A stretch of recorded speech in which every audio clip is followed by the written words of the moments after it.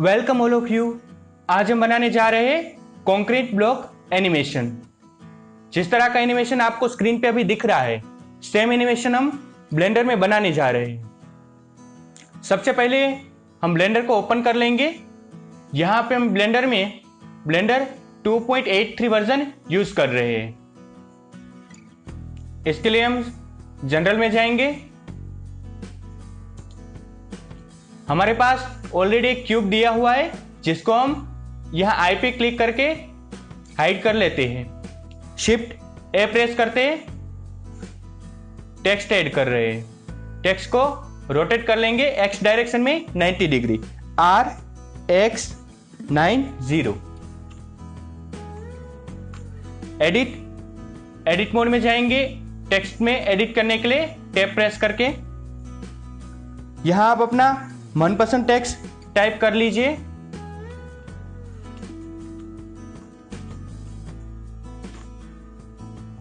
वापस से tab press करके ऑब्जेक्ट मोड में जा रहे हैं। प्रॉपर्टीज पैनल में यहां पे ए पे क्लिक करेंगे और जियोमेट्री में जाएंगे। जियोमेट्री में एक्सट्रूड वैल्यू को 0.1 करेंगे और बीवल में डेप्थ को 0.02 कर लेते हैं। टेक्स्ट में एडिशनल मैश ऐड करने के लिए इसको रीमैश करते हैं। जेड प्रेस करके वायरफ्रेम में चले गए। प्रॉपर्टीज पैनल में मॉडिफायर प्रॉपर्टीज में गए और ऐड मॉडिफायर में हम लोगों ने रीमैश ले लिया। रीमैश में शार्प में गए और यहाँ पे रिमूव डिस्कनेक्टेड पीसेस पे अनचेक कर दिया। यहाँ पे ओक ट्री डेप्थ है, तो उनको बढ़ा के हम जब तक हमारा ओरिजिनल शेप ठीक से नहीं आता 7 हमने कर दिया। अभी हमारे नॉर्मल टेक्स्ट है, जिसको हम मैश में कन्वर्ट करते हैं। राइट क्लिक किया और convert to mesh. By default हमारा ऑटोमेटिकली ये ऐड हो गया। अभी और एक मॉडिफायर ऐड कर रहे हैं, वायरफ्रेम मॉडिफायर। वायरफ्रेम मॉडिफायर में ऑफसेट वैल्यू को -1 कर लेंगे, ताकि वायरफ्रेम अंदर की साइड रहे। इवन थिकनेस को हटा देते हैं। रिप्लेस ओरिजिनल को भी हटा दिया है और इसको अप्लाई कर लिया है। ऑब्जेक्ट मेन्यू में जाके इसको शेड स्मूथ कर लेते हैं। वापस से जेड प्रेस करके मटेरियल प्रीव्यू में या मटेरियल प्रीव्यू में आ जाते हैं। अभी इसको मटेरियल असाइन कर रहे हैं। New material, surface, principled, base डीएफई रखेंगे। बेस कलर पे साइड में क्लिक करके इमेज टेक्सचर ले लेते हैं। ब्लैक का मतलब है अभी तक इसको कोई भी टेक्सचर मिला नहीं है, तो यहाँ पे ओपन में जाके एक कंक्रीट की इमेज हमारे पास अवेलेबल है, जो हम इसमें डाल रहे हैं। आपको डिस्क्रिप्शन में इसकी लिंक मिल जाएगी।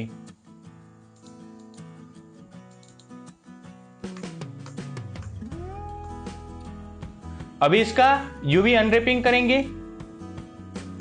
पोजीशन ठीक से कर लिया है। टैब प्रेस करके वायरफ्रेम में आ गए। ए प्रेस करके सबको सिलेक्ट कर लिया। एडिट मोड में यू प्रेस करेंगे तो यहाँ पे हमें यूवी मैपिंग का ऑप्शन मिला है, जिसमें प्रोजेक्ट फ्रॉम व्यू को सिलेक्ट कर लेते हैं। वापस से टैब प्रेस करके ऑब्जेक्ट मोड में चले गए। हमें यहाँ पे बढ़िया से टेक्सचर मिल गया है, पर उसको शेडिंग में और मॉडिफाई करेंगे। यहाँ पे हम डिस्प्लेसमेंट दे देंगे, ताकि हमारा थोड़ी सी डेप्थ इफेक्ट इसको भी मिले। शिफ्ट ए प्रेस करेंगे और मेनू में वेक्टर में डिस्प्लेसमेंट सिलेक्ट करेंगे। यहाँ पे डिस्प्लेसमेंट का जो ऑप्शन है वो आउटपुट के ऑप्शन से कनेक्ट कर देंगे, और यहाँ पे इनपुट में कलर का जो ऑप्शन है उसको यहाँ पे हाइट से कनेक्ट कर लेंगे। तो हमारा डेप्थ मिला है, पर बहुत ही ज्यादा डेप्थ मिला है। इसको कम करने के लिए यहाँ पे स्केल का ऑप्शन है, जिसमें हम 0.1 कर लेते हैं। अभी हमारा टेक्सचर में जितना भी डेप्थ इफेक्ट मिला है वो सही है। वापस से लेआउट में चले गए। अभी इसको हम एक्सप्लोड करते हैं। ऑब्जेक्ट में गए, क्विक इफेक्ट, क्विक एक्सप्लोड, हमने इसको एक्सप्लोड कर दिया है। पर अभी इसको हमने अगर क्लिक किया तो ये पूरा का पूरा बस्ट हो रहा है। हमें इस तरह की इफेक्ट नहीं चाहिए। इसके लिए हम पार्टिकल्स में गए, नंबर को हम अभी के लिए 100 रख रहे हैं, परंतु हम आगे बढ़ाएंगे इसको। फ्रेम स्टार्ट में 2 कर लेते हैं, एंड 10 पे, लाइफ टाइम यहाँ पे 50 रहने देते हैं। फिर यहाँ पे नीचे गए तो टेक्सचर मिल रहा है, हमने नया टेक्सचर ऐड कर लिया है। यहाँ पे नीचे टेक्सचर की प्रॉपर्टीज है, जिसमें जाके हम ये इसका टाइप में ब्लेंड टाइप का टेक्सचर हमने ऐड कर दिया है। यहाँ पे मैपिंग है, मैपिंग में यूवी मैपिंग पे हमने क्लिक कर लिया है, और यहाँ पे मैप पे क्लिक करते ही यूवी मैप जो हमने अनरैप किया था वही मैप हम यहाँ पे ऐड कर रहे हैं। अब जब हम इसको प्ले करेंगे तो हमें इस तरह से ऑब्जेक्ट दिखेगा। हमने टेक्स्ट में सारे के सारे एडिंग कर दी है। अब हम बारी आती है क्यूब की, तो क्यूब को वापस से अनहाइड करेंगे। 1 प्रेस किया,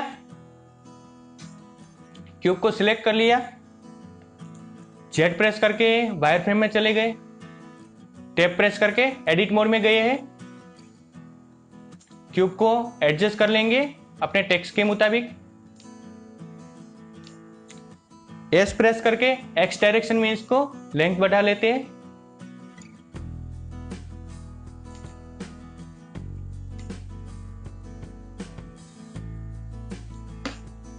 फिर से एस प्रेस करके जेड डायरेक्शन में इसकी लेंथ एडजस्ट करते हैं।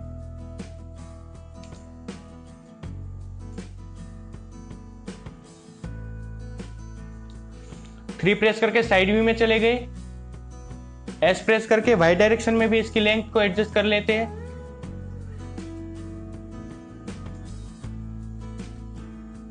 अब इसमें बीवल मॉडिफायर यूज करेंगे। कंट्रोल बी प्रेस करके बीवल मॉडिफायर ले लिया। यहां पे हमें बीवल अच्छा से मिल गई, जितना बीवल चाहिए उतना रख लेंगे, और स्क्रॉल व्हील को स्क्रॉल करके इसमें सेगमेंट ऐड करेंगे। क्लिक करके इसको सिलेक्ट कर लिया, टैब प्रेस करके वापस ऑब्जेक्ट मोड में आ गए हैं। अब इसमें रीमेशिंग कर लेते हैं। यहां पे मॉडिफायर में जाके रीमेश दे दिया।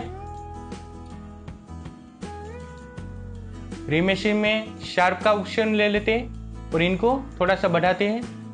6 इज ओके नाउ, और यहाँ पे स्मूथ शेडिंग दे देते हैं। फिर इसको अप्लाई कर लेते हैं।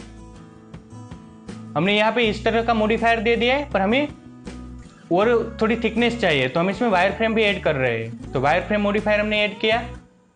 यहाँ पे इन सभी ऑप्शन को अनचेक कर लेते हैं। ऑफसेट में -1 कर देते हैं ताकि अंदर की साइड चला जाए। थिकनेस 0.02 ओके है, तो उसको ऐसे ही रहने देंगे। इसको भी अप्लाई कर लेते हैं।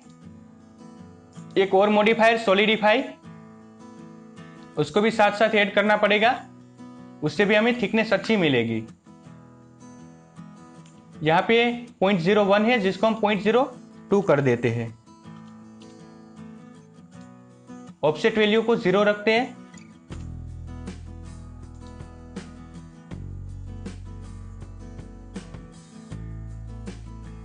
एक बार इसका प्रीव्यू देख लेते हैं। जेड प्रेस करके प्रीव्यू सही आ रहा है, तो इसको अप्लाई कर लेते हैं। अब इसमें मटेरियल ऐड करना बाकी है, तो मटेरियल पे क्लिक किया। हमने ऑलरेडी एक मटेरियल अप्लाई किया हुआ है जो हमने टेक्स्ट में दिया हुआ है, मटेरियल 01, जिसका नाम हम कंक्रीट रख लेते हैं। सेम मटेरियल हम क्यूब में भी अप्लाई करेंगे, कंक्रीट। इस तरह से ये दिख रहा है, कोई बात नहीं, ये ठीक हो जाएगा बाद में जब हम इसका रेंडरिंग करेंगे तब। अब क्यूब को एक्सप्लोड करते हैं। ऑब्जेक्ट में गए, क्विक इफेक्ट में क्विक एक्सप्लोड। इसमें भी हमें सारे के सारे सेटिंग वहीं के वहीं करने पड़ेंगे। पार्टिकल्स में गए, पार्टिकल्स में यहाँ पे 2 नंबर के फ्रेम से स्टार्ट करके 10 नंबर फ्रेम। हम चाहते हैं पार्टिकल्स हमेशा के लिए रहे, तो इसको 1000 कर लेते हैं। यहाँ एक न्यू टेक्सचर ऐड कर लिया है। टेक्सचर पे जाके यहाँ पे ब्लेंड कर लिया।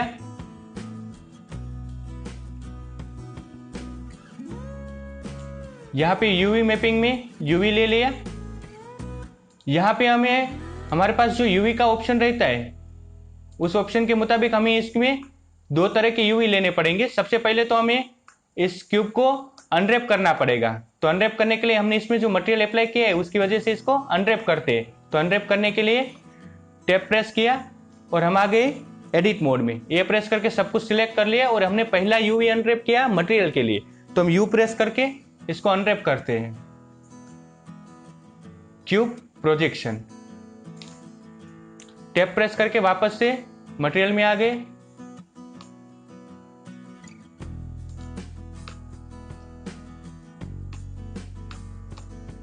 अब दूसरा हम यूवी अनरैप करेंगे। यहां पे हमें यूवी मैपिंग के लिए, तो वो लेफ्ट से राइट होगा, तो हम इसको सीधा रख देंगे। टैब प्रेस करके एडिट मोड में चले गए।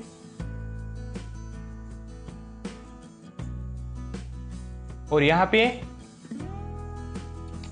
प्रॉपर्टीज में जाएंगे। प्रॉपर्टीज में यूवी मैप्स में एक यूवी ऐड करेंगे, जिसका नाम हम रख लेते हैं कंक्रीट।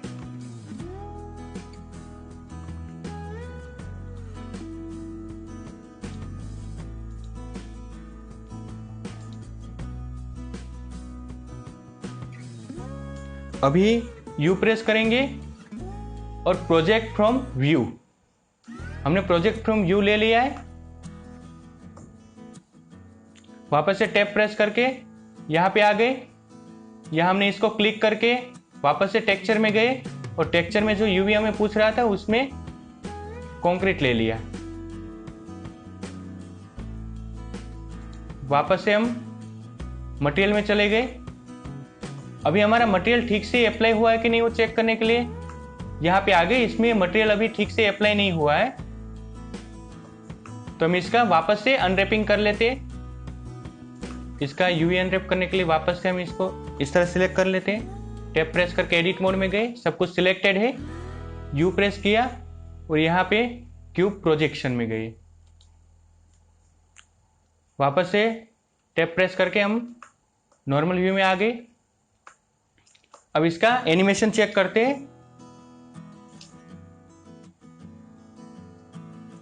इसमें हमें डिजायर इफेक्ट मिल रहा है। अभी इसको किसी पे रेस्ट करवा देते हैं। शिफ्ट ए प्रेस किया, मैश प्लेन 1 प्रेस करके प्लेन को एडजस्ट कर लेंगे।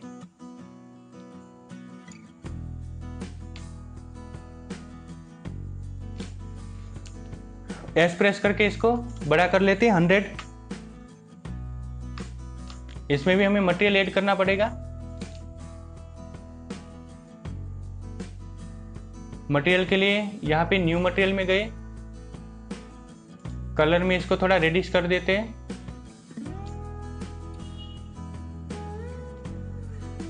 रफनेस थोड़ी कम रखेंगे ताकि इसमें हमें थोड़ा सा रिफ्लेक्शन भी नजर आए।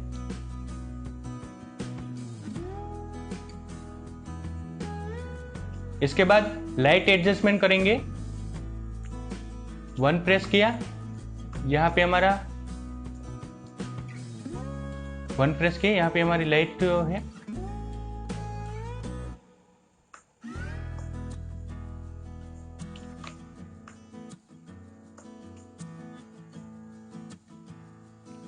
लाइट को थोड़ा सा डाउन करके यहां पे इस साइड में ले लिए।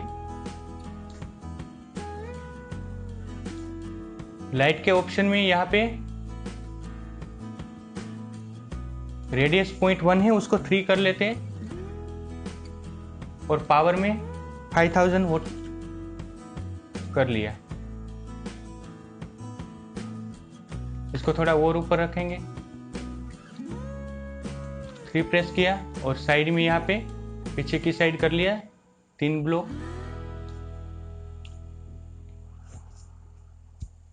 लाइट का हमारा एडजस्टमेंट हो चुका है। अभी क्यूब को हाइड कर लेते हैं।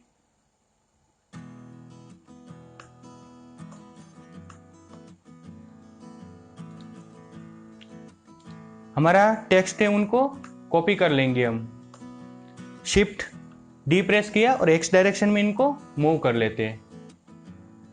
याद रखिए टेक्स्ट को थोड़ा सा ओवरलैप करना है, तो लास्ट के 2 वर्ड्स हम ओवरलैप कर लेते हैं एस के साथ।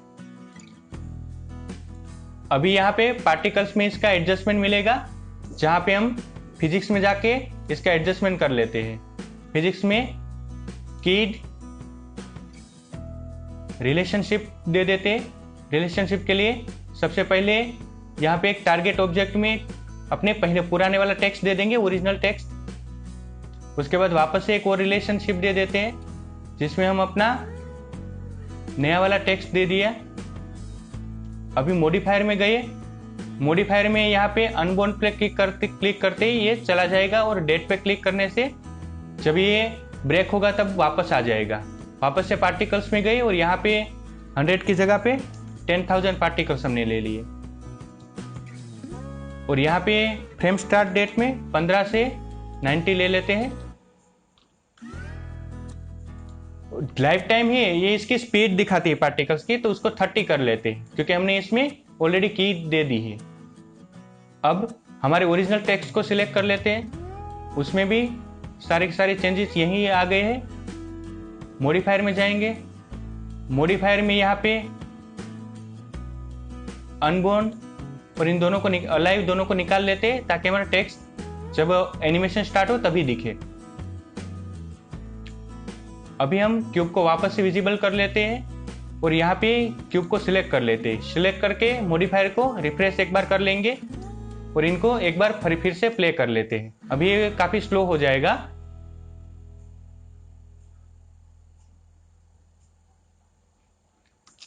अभी हमने इसमें फिजिक्स प्रॉपर्टीज नहीं दी है, ये पूरा पूरा नीचे गिर रहा है, तो यहाँ हमने प्लेन को सिलेक्ट कर लिया और यहाँ हम फिजिक्स के अंदर जाएंगे और कोलिजन कर लेंगे। कोलिजन में यहाँ पे पार्टिकल्स, यहाँ पे स्मूथ बॉडी है, पार्टिकल्स में हम जाएंगे और पार्टिकल्स में डैम्पिंग फैक्टर को 0.7 कर लेंगे, ताकि ये ज्यादा जंप ना हो। और फ्रिक्शन फैक्टर को भी 0.7 कर लेते हैं और रेंडमाइजेशन को 1 कर लिया, ताकि ये रेंडमली पूरा पूरा गिरे। पार्टिकल्स में वापस से गए, इसको सिलेक्ट कर लिया। यहाँ पे हमें 10,000 देना पड़ेगा और यहाँ पे फ्रेम स्टार्ट डेट में 15 कर लेते हैं, टेक्स्ट से थोड़ा सा पहले, और एंड फ्रेम में 90 कर लेते हैं। लाइफ टाइम उतना का उतना ही रखेंगे।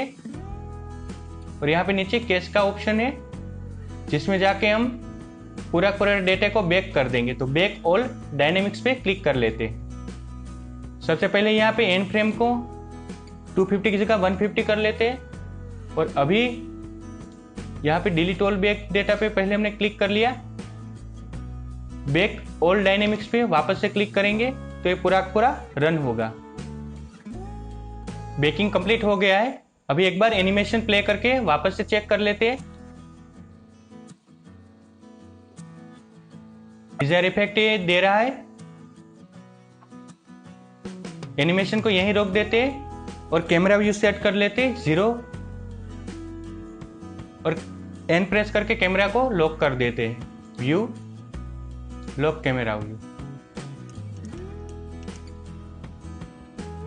जिस तरह से बढ़िया लगेगा उस तरह से हम इसमें सेट कर देते हैं। इस तरह से हमने सेट कर लिया है कैमरा व्यू। अभी अगर हम मटेरियल में जाते हैं तो मटेरियल में पता चलता है कि हमारा यहाँ पे शब्द तो दिख ही नहीं रहे। इसकी वजह यह है कि इनको सिलेक्ट करने के लिए अभी हमें वापस से शेडिंग में जाना पड़ेगा। शेडिंग में यहाँ पे BSDF है, उनको सरफेस से कनेक्ट करना पड़ेगा। तो जैसे हम इसको कनेक्ट करेंगे तो मटेरियल प्रीव्यू में भी दिखेगा।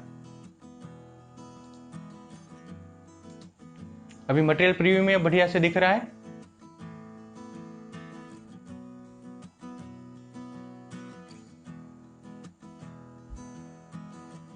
अब हम फाइनल रेंडर सेटिंग करेंगे। हमारा पूरा का पूरा सेटिंग हो चुका है और एनिमेशन भी बन चुका है। इसके लिए यहाँ पे रेंडर प्रॉपर्टीज पे क्लिक करते हैं, ईवी को साइकिल में कन्वर्ट कर लेते हैं।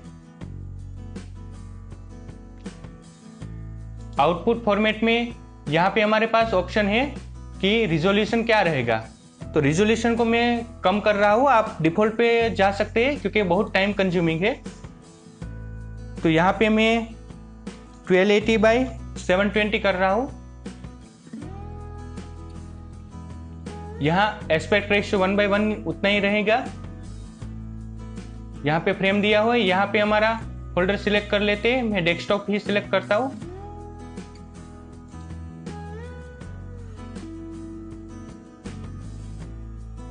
और यहाँ पे फाइल फॉर्मेट है PNG। तो PNG में सबसे पहले हम इसका एक फ्रेम को रेंडर करके चेक करते हैं ताकि हमें इसका रेंडर इमेज का कंडीशन पता चले। तो इसके लिए रेंडर इमेज पे चेक किया हमने।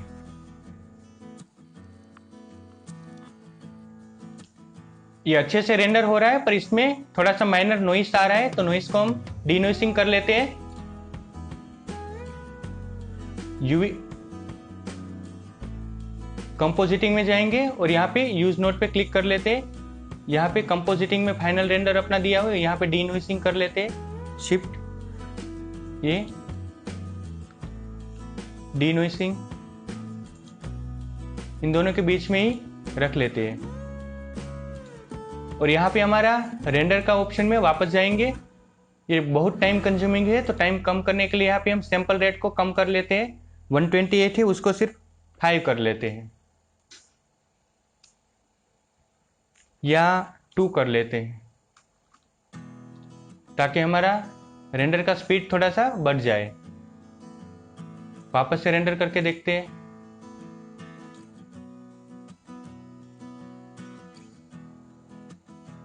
डीनॉइसिंग का इफेक्ट दिख रहा है, अभी पूरा पूरा डीनॉइसिंग हो रहा है और हमारा इमेज बढ़िया से दिख रहा है। अभी हम रेंडर के लिए तैयार है। अभी हम पूरा पूरा एनिमेशन को रेंडर करेंगे। सबसे पहले इसके लिए हमें इसका फॉर्मेट चूज कर लेते हैं। तो फॉर्मेट में हम PNG नहीं रखेंगे क्योंकि वो एक एक फ्रेम को अलग अलग दिखाता है। हमें पूरा पूरा वीडियो चाहिए, तो हम यहाँ पे वीडियो फॉर्मेट AVI रख लेते हैं 6 पेग। अब हम इसका फाइनल रेंडर करने जा रहे हैं। हमने डीनॉइसिंग दे दिया है।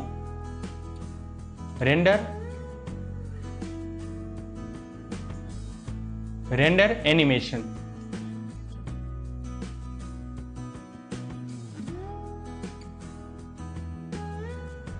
दोस्तों हमारा रेंडर कंप्लीट हो गया है। इसको खत्म होने में लगभग 3.5 मिनट के करीब लगे हैं। हमें रेंडर देखना हो तो हम यहाँ से देख सकते हैं किस तरह से ये रेंडर हुआ है। रेंडर में जाके व्यू एनिमेशन करेंगे तो